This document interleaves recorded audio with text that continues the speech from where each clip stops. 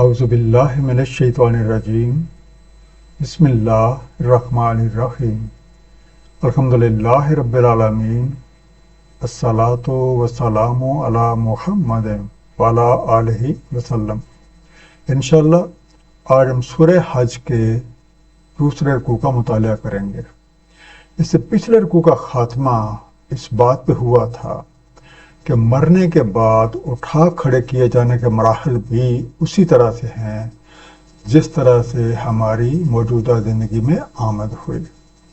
یہ طریقہ کار اس ہستی نے مقرر کر رکھا ہے جس نے یہ تمام کائنات تخلیق کی ہے تاکہ ہر کوئی اپنے عمل کی مناسبت سے جزا پائے، اور وہ لوگ جو قبروں میں پڑے ہوئے مردوں کی طرح ہیں کہ نہ وہ کوئی بات سنتے ہیں، نہ دیکھتے ہیں، نہ عبرت پکڑتے ہیں، تو ان کا شک تو مرنے کے بعد ہی دور ہوگا۔ آئیے مطالعہ قرآن کا آغاز اس دعا کے ساتھ کرتے ہیں کہ اللہ تعالیٰ اپنے حبیب نبی پاک صلی اللہ علیہ وآلہ وسلم کے طفیل ہم سب کو قرآن کریم کا صحیح مفہوم عطا فرمائے۔ سورہ حج رکوع نمبر 2 جو کہ آیات 11 سے 22 تک ہے۔ بسم اللہ الرحمن الرحیم۔ وَمِنَ النَّاسِ مَن يَعْبُدُ اللَّهَ عَلَىٰ حَرْفٍ، اور لوگوں میں سے کوئی وہ ہے جو بندگی کرتا ہے اللہ تعالیٰ کی کنارے پہ رہ کے۔ فَإِنْ أَصَابَهُ خَيْرٌ اطْمَأَنَّ بِهِ، تو اگر پہنچے اسے کوئی بھلائی مطمئن رہتا ہے اس سے۔ مِنْ أَصَابَتْهُ فِتْنَةٌ انقلب عَلَىٰ وَجْهِهِ، اور اگر آ پڑے اسے کوئی آزمائش تو پلٹ جاتا ہے اپنے چہرے کے بل۔ خَسِرَ الدُّنْيَا وَالْآخِرَةَ ذَلِكَ هُوَ الْخُسْرَانُ الْمُبِينُ، خسارہ دنیا اور آخرت کا یہی ہے دوسری خسارہ۔ عام لوگوں میں ایک طبقہ ان لوگوں کا بھی ہے جو ایک کنارے پہ رہ کے اللہ تعالیٰ کی بندگی کرتے ہیں۔ اگر انہیں اس کی وجہ سے کوئی فائدہ نظر آتا ہے تو دلچسپی لینے لگتے ہیں، اور اگر کوئی آفت آ پہنچے تو منہ پھیر کر چل دیتے ہیں۔ ایسے لوگ دنیا اور آخرت دونوں جہانوں میں نقصان اٹھاتے ہیں۔ جیسے کہ سورہ نساء آیت نمبر 143 میں ارشاد ہے، مذبذب ہیں اس کے بیچ، نہ اس طرف ہیں نہ اس طرف، اور جس کو بھٹکنے دے اللہ تعالیٰ تو ہرگز نہیں پا سکتے تم اس کے لیے کوئی راہ۔ یدعو من دون اللہ ما لا یضرہ وما لا ینفعہ، یہ پکارتا ہے اللہ کے سوا جو نہ اسے ضرر پہنچائے اور جو نہ اسے نفع دے۔ ذالک هو الضلال البعید، یہی ہے بہت دور کی گمراہی۔ یدعو لمن ضرہ اقرب من نفعہ، یہ پکارتا ہے اس کو جس کا ضرر زیادہ قریب ہے اس کے نفع سے۔ لبئس المولا ولا بئس العشیر، کیا ہی سنگین دوست اور کیا ہی سنگین ساتھی۔ دین حق سے منہ پھیرنے کی وجہ سے ان لوگوں میں یہ کیفیت پیدا ہو جاتی ہے جو اللہ کو چھوڑ کے ان ہستیوں یا چیزوں سے توقعات وابستہ کر لیتے ہیں جو نہ تو کوئی فائدہ پہنچا سکتی ہیں اور نہ ہی نقصان، اور ان چیزوں کی چاکری کرتے ہوئے ان کے ذہن سے یہ بات محو ہو جاتی ہے کہ تمام مخلوقات اپنی ضروریات پوری کرنے کے لیے اور اپنا وجود برقرار رکھنے کے لیے خالق اور مالک حقیقی کی محتاج ہیں۔ تو بھلا ایک حاجت مند کسی دوسرے حاجت مند کی کیا حاجت روائی کر سکتا ہے؟ جیسا وہ خود محتاج ہے اسی طرح کا محتاج اس کا خود ساختہ مولا ہے۔ ان اللہ یدخل الذین آمنوا وعملوا الصالحات، بے شک اللہ تعالیٰ داخل فرماتا ہے جو ایمان لائے اور جنہوں نے صالح عمل کیے، جنات تجری من تحت الانہار، باغوں میں جاری ہیں جن کے نیچے سے نہریں۔ ان اللہ یفعل ما یرید، بے شک اللہ تعالیٰ کر ڈالتا ہے جو ارادہ کرتا ہے۔ اب حق سے روگردانی کرنے والوں کے برعکس وہ لوگ جو ایمان لائے اور صالح اعمال کرتے رہے، یعنی انہوں نے اپنے ایمان کا عملی ثبوت فراہم کیا، تو اللہ تعالیٰ اپنے کرم نوازی کے ساتھ انہیں ایسی جنتوں میں داخل فرما دیتا ہے جس کے نیچے نہریں بہہ رہی ہیں، یعنی وسائل کی فراوانی ہے اور ایک خوشی کا ماحول ہے۔ یہ سب کچھ اللہ تعالیٰ کے مقرر کردہ قوانین کے مطابق ہوتا ہے، جو اس نے اس انداز سے تشکیل دے رکھا ہے کہ ہر کوئی اپنی محنت کے موافق جزا پائے۔ من کان یظن ان لن ینصرہ اللہ فی الدنیا والآخرہ، تو جو کوئی ظن رکھتا ہے کہ ہرگز نہیں نصرت فرماتا اللہ تعالیٰ دنیا اور آخرت میں، وَلْيَمْدُدْ بِسَبَبٍ إِلَى السَّمَاءِ ثُمَّ لْيَقْطَعْ، تو اسے چاہیے کہ کھینچ لے جائے کچھ اسباب آسمان کی طرف، پھر قطع کر ڈالے۔ وَلْيَنْظُرْ هَلْ يُذْهِبَنَّ كَيْدُهُ مَا يَغِيظُ، سو نظر ڈالے کیا جاتا رہا اس کی تدبیر سے جو باعث غیظ ہے۔ وَكَذَلِكَ أَنزَلْنَاهُ آیَاتٍ بَیِّنَاتٍ وَأَنَّ اللَّهَ یَہْدِی مَن یُرِیدُ، اور بالکل اسی طرح ہم نے نازل فرمائی ہے کھلی نشانیاں، اور یہ کہ اللہ تعالیٰ ہدایت فرماتا ہے جو کوئی ارادہ کرتا ہے۔ اب جو شخص یہ گمان رکھتا ہے کہ اللہ تعالیٰ نہ تو دنیا میں اور نہ ہی آخرت میں کوئی مدد کرتا ہے، تو اسے چاہیے کہ اپنے ذہن کی تمام تر قوتوں کے ساتھ اس بات کا جائزہ لے کہ اس کائنات اور خود اس کی اپنی ذات میں کیا کوئی بھی کام یا کوئی بھی حرکت اللہ تعالیٰ کی نصرت کے بغیر سر انجام پا رہی ہے۔ اس کے بولنے کی صلاحیت اللہ تعالیٰ کی صفت کلیم کی بدولت ہے، اور دیکھنے کی صلاحیت اللہ کی صفت بصیر کی مرہون منت ہے۔ کیا اس میں کوئی ایسی چیز موجود ہے جسے وہ اپنا قرار دے سکے؟ اور کیا اس کائنات میں کوئی ایسی چیز ہے جو نصرت خداوندی کے بغیر اپنا کام سر انجام دے رہی ہے؟ تھوڑے سے غور و فکر کے بعد ہی یہ حقیقت واضح ہو جاتی ہے کہ اس کائنات کی حقیقت اللہ تعالیٰ ہیں، اور ان کے بغیر نہ تو کوئی چیز اپنا وجود برقرار رکھ سکتی ہے اور نہ ہی کوئی چیز اپنی ضروریات پوری کر سکتی ہے۔ ایک غیر جانبدارانہ اور حقیقت پہ مبنی جائزہ اس کے ہر طرح کے شک و شبہات رفع کر دے گا، اور تمام باتیں جنہیں سوچ سوچ کر وہ ہلکان ہو رہا تھا اور اس کے اندر جو غم و غصے کا لاوا ابل رہا تھا غلط ثابت ہو جائیں گے۔ اس حقیقت کو اللہ تعالیٰ نے اس کتاب ہدایت میں کھول کر بیان کیا ہے، اور مختلف نشانیوں کی صورت میں طرح طرح سے وضاحتیں پیش کی ہیں، لیکن رہنمائی تو وہی حاصل کر سکتا ہے جو بذات خود ہدایت کا طلبگار ہو اور اس کے لیے مطلوبہ کوشش کرے۔ ان الذین آمنوا والذین ہادوا والصابئین والنصارى والمجوس والذین اشرکوا، بے شک جو ایمان لائے، جو یہودی ہوئے اور صابی اور نصارہ اور مجوس اور جو شرک کرتے ہیں، ان اللہ یفصل بینہم یوم القیامہ، بے شک اللہ تعالیٰ فیصلہ فرمائے گا ان کے مابین یوم القیامہ کو۔ ان اللہ علی کل شیء شہید، بے شک اللہ تعالیٰ ہر شے پہ شاہد ہے۔ انڈر لائن لفظ ہے مجوس، میم جیم سین سے بنا، مجوسی آتش پرست، جس کی تجدید جناب زرتشت نے کی تھی، میجینز۔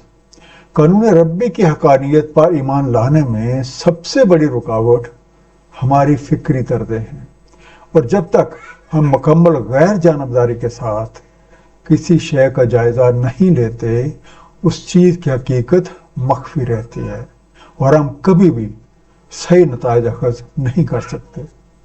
اسی طرح کسی خاص طرح سے وابستہ ذہن واضح نشانیاں دیکھ لینے کے باوجود حق کا ادراک نہیں کر سکتا۔ ان اختلافی امور کا فیصلہ اس وقت ہی ہو سکتا ہے جب ہم سب کسی اعلیٰ اور عرفہ ہستی کے روبرو جا کھڑے کیے جائیں اور وہ ہمارے ماں بہن فیصلہ فرما دے۔ اس طرح ہر کوئی یہ جان لے گا کہ کون صحیح راہ پہ تھا اور کون غلط راہ پہ، اور اللہ تعالیٰ کی نگاہ سے تو کوئی بھی چیز پوشیدہ نہیں ہے۔ اسی سورہ کی آیت نمبر 55، 56 اور 57 میں ارشاد ہے، نہیں ظاہر ہوگا کافروں کا تردد اس کے بارے میں حتیٰ کہ آ جائے ان پہ ساتھ اچانک، یا آ جائے ایک عذاب روز بہنج کا۔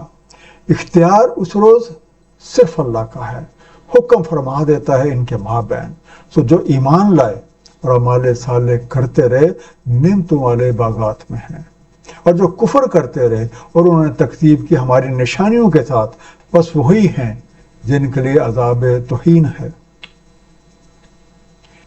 الم تر ان اللہ یسجد لہ من فی السماوات ومن فی الارض، کیا نہیں دیکھا تم نے کہ اللہ تعالیٰ کو سجدہ کرتے ہیں جو کوئی آسمانوں میں اور جو کوئی زمین میں ہے۔ والشمس والقمر والنجوم والجبال والشجر والدواب وکثیر من الناس، اور شمس و قمر اور تارے اور پہاڑ اور شجر اور جاندار اور لوگوں سے کثیر، وکثیر حق علیہ العذاب، اور ایک اکثریت جن پہ حق ہو چکا ہے عذاب۔ وَمَن يُهِنِ اللَّهُ فَمَا لَهُ مِن مُكْرِمٍ، اور جس کو رسوا کرے اللہ تو نہیں اس کے لیے کوئی اکرام۔ ان اللہ یفعل ما یشاء، بے شک اللہ تعالیٰ کر ڈالتا ہے جو چاہتا ہے۔ یہ آیت سجدہ ہے۔ کیا لوگ یہ نہیں دیکھتے کہ اس کائنات میں موجود ہر شے اللہ تعالیٰ کو سجدہ کر رہی ہے، اس کی حاکمیت کو تسلیم کرتی ہے، چاہے وہ آسمانوں میں ہے یا زمین میں، سورج ہو یا چاند، تارے ہوں یا ستارے، پہاڑ ہوں یا درخت، چرند پرند ہیں یا کچھ اور لوگوں میں سے بھی بہت سے اس کی حاکمیت کو تسلیم کرتے ہیں اور اس کے سامنے سر بسجود رہتے ہیں۔ سورہ نور آیت نمبر 41 میں ارشاد ہے، کیا تم نہیں دیکھتے کہ اللہ تعالیٰ کی تسبیح کر رہے ہیں جو کوئی بھی آسمانوں اور زمینوں میں ہیں اور پرندے پر پھیلائے ہوئے، ہر ایک کو معلوم ہے اپنی صلات اور تسبیح، اور اللہ تعالیٰ کو معلوم ہے جو کچھ وہ کر رہے ہیں۔ انسان کو تھوڑا سا اختیار ملا ہے کہ خیر اور شر میں سے جس چیز کا چاہے انتخاب کر لے، لیکن یہ اپنی حقیقت کو بھلا کر بھٹک گیا ہے۔ اسے یاد ہی نہیں کہ کون کون سے مراحل طے کر کے وہ اس روپ میں یہاں موجود ہے۔ یہاں آنے سے پہلے اس نے اپنے رب کریم کے ساتھ کیا کیا وعدے کیے تھے، یہ اپنی ہی دھن میں سب کچھ بلائے طاق رکھ کر من مستیاں کیے جا رہا ہے، اور اس عاقبت نااندیشی کی بدولت بہت سے لوگوں پہ جرم ثابت ہو چکا ہے۔ اب رسوائی ان کا مقدر ہوگی، اور یہ سب کچھ اسی قانون کے مطابق ہوتا ہے جس کے مطابق اس کائنات کا نظام چل رہا ہے۔ در حقیقت یہ عذاب اس کے اپنے ہی کیے کا نتیجہ ہوگا۔ حَذَانِ خَصْمَانِ اخْتَصَمُوا فِي رَبِّهِمْ، یہ دو حریف ہیں، مخاصمت کرتے ہیں اپنے رب کے بارے۔ فَالَّذِينَ كَفَرُوا قُطِّعَتْ لَهُمْ ثِيَابٌ مِّن نَّارٍ، تو جو کافر ہیں کاٹے جا چکے ہیں ان کے لیے کپڑے آگ سے۔ يُصَبُّ مِن فَوْقِ رُؤُوسِهِمُ الْحَمِيمُ، انڈیلا جاتا ہے ان کے سروں پہ گرم پانی۔ یسخر بہ ما فی بطونہم والجلود، گلا دیا جاتا ہے اس سے جو کچھ ان کے پیٹوں میں ہے اور جلدیں بھی۔ انڈر لائن لفظ ہے یصب، صاد بے سے بنا، اوپر سے پانی گرایا یا برسایا جاتا ہے، اس پورٹ۔ یسخر، صاد ہے رے سے بنا، کسی چیز کو پگھلانا یا گلانا تاکہ اس کے اجزاء خوب قریب ہو جائیں، اس میلٹڈ۔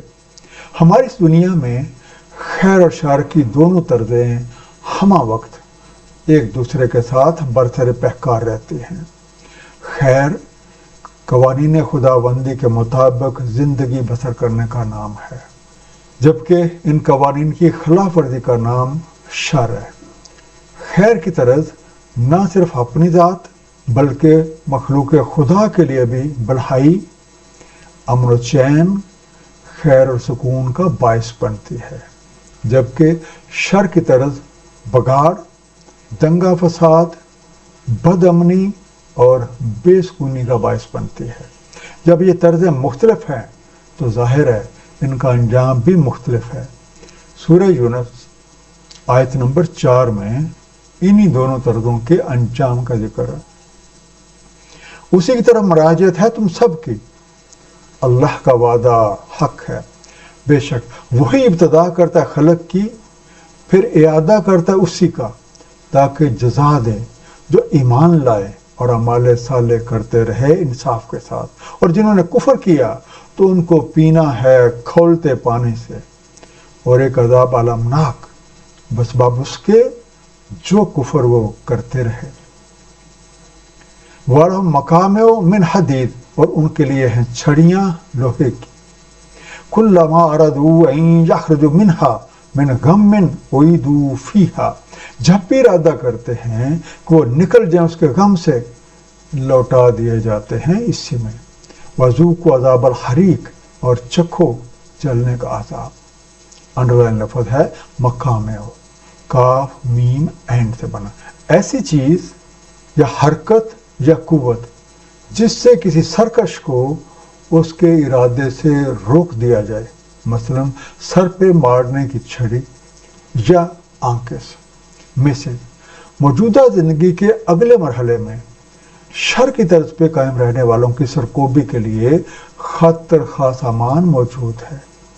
جب بھی وہ اس عذاب سے نکل بھاگنا چاہیں گے، پھر اسی میں واپس دھکیل دیے جائیں گے تاکہ وہ اپنے کسب کے موافق سزا بھگتیں۔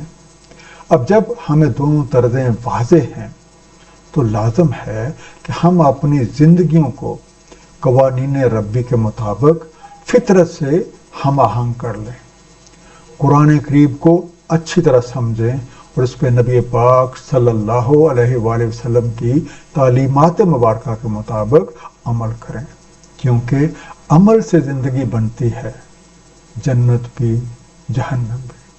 آج انتخاب ہمارے ہاتھ میں ہے کہ ہم کیا مستقبل چاہتے ہیں۔ ایک مختصر سا خلاصہ دوسرے رکوع کا۔ لوگوں میں ایک طبقہ وہ ہے جو کنارے پہ رہ کے اللہ کی بندگی کرتا ہے، انہیں کوئی فائدہ نظر آئے تو دلچسپی لیتے ہیں، اور اگر کوئی آزمائش آ پڑے تو یہ منہ پھیر کر کفر اور شرک کی راہ پہ چل دیتے ہیں۔ اس کے برعکس ایمان لانے والوں اور اس کا عملی ثبوت اعمال صالح سے دینے والوں کا انجام خوشکن ہے۔ اللہ تعالیٰ انہیں اپنی کرم نوازی سے جنت میں داخل فرما دیتے ہیں، جہاں انہیں طرح طرح کی نعمتیں میسر آتی ہیں۔ حقیقت یہ ہے کہ اس کائنات میں اللہ کے سوا کوئی نہیں، اور تمام مخلوقات اپنا وجود برقرار رکھنے کے لیے اسی کی محتاج ہیں۔ اسی کے مقرر کیے ہوئے قاعدے اور قانون کے مطابق ہر کوئی اپنی محنت کے موافق جزا پاتا ہے۔ انسان کو اچھائی اور برائی کے انتخاب کا تھوڑا سا اختیار ہے، اور اکثر یہ سب کچھ بلا کے خلاف فطرت کاموں میں مشغول رہتا ہے۔ اللہ تعالیٰ ہم سب کو قرآن کریم کو صحیح طور پہ سمجھنے اور اس پہ نبی پاک صلی اللہ علیہ وآلہ وسلم کی سنت مبارکہ کے مطابق عمل کرنے کی توفیق عنایت فرمائیں۔ صدق اللہ العلی العظیم، صلی اللہ تعالی علی حبیبہ محمد وآلہ وسلم۔